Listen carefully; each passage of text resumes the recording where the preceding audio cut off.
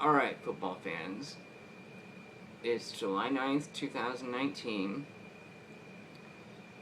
We are exactly 2 weeks away from rookies and quarterbacks reporting to Kansas City Chiefs training camp, which happens on July 23rd.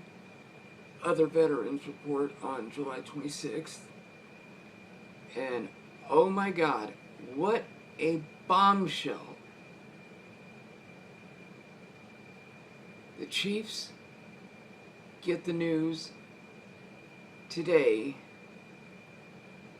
that Tyreek Hill, and this is going to be the first video I've ever made on this topic, Tyreek Hill, from what it looks like, is not only innocent of this child abuse allegation, but just may have been innocent of that 2014 domestic abuse case, which he pled guilty to, I might add. And that is actually why he didn't graduate from Oklahoma State University. That's why he ended up at West Alabama. There was an 11-minute recording, that's the full length of the recording that was made in Dubai by his fiancée. Anyway, there was an 11-minute recording released today by the Kansas City CBS affiliate, I believe, KCTV5, that all but exonerates Tyreek Hill.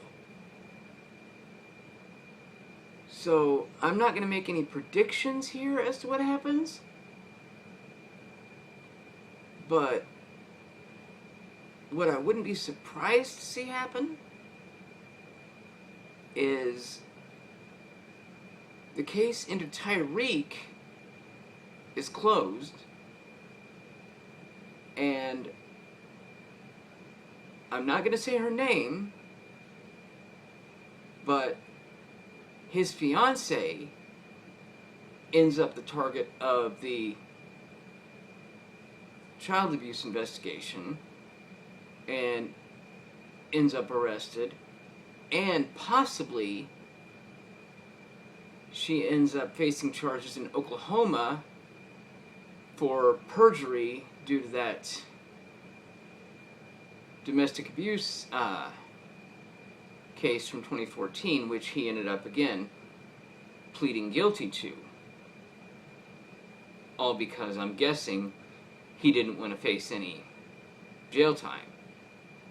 He ended up getting a 3-year suspended sentence, keyword being suspended sentence, meaning he didn't have to serve any jail time. But, again, I'm not going to make any predictions as far as what the NFL is going to do in this case, but what I'd like to see, as an obvious Chiefs fan, is that, yes, Tyreek Hill maybe pay a relatively hefty fine, but no actual suspension. So, as far as my prediction for the wide receiving core is going to be Tyreek Hill, Demarcus Robinson, Byron Pringle, Sammy Watkins, Mecole Hardman, and one of two players. Either Garrett Dieter, who we had for a few games in 2018, or Cody Thompson. Whoever we don't keep ends up on the practice squad. Now, if we keep Cody Thompson, what we might do is just outright cut Garrett Dieter. But when you consider the fact that Dieter and Mahomes have such a good friendship, I would bet that if we don't keep Garrett Dieter on the 53-man roster, we keep him on the practice squad or IR him to cover all bases as far as to keep him from being stolen by another team. Now, as far as quarterbacks go, and I'm not going to say my full, what I always call ideal roster here, but what I'd like to see us do as far as quarterbacks go is, apart from obviously Mahomes, carry 2 backups instead of just 1, being Chad Henne and Kyle Shermer. Kyle Shermer is obviously the son of Giants coach Pat Shermer. If we don't keep him on the active roster, on the 53-man, then what we would likely do is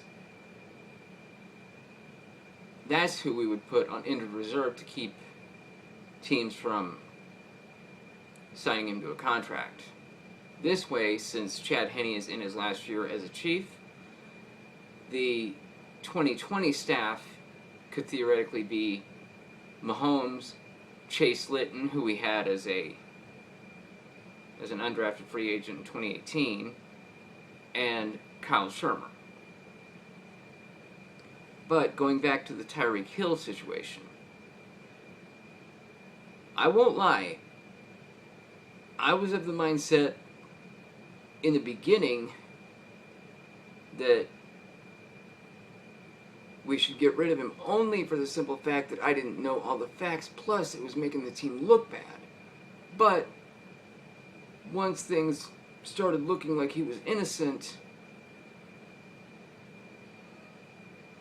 I started thinking, okay, I'll wait things out before making a decision. Now, it's looking more and more like it's all the fiancé. So, as much as it would, for lack of a better phrase, suck for the kid to deal with a mother in jail, that's about where she belongs. All I gotta say, though, as far as this season, let's roll in 2019.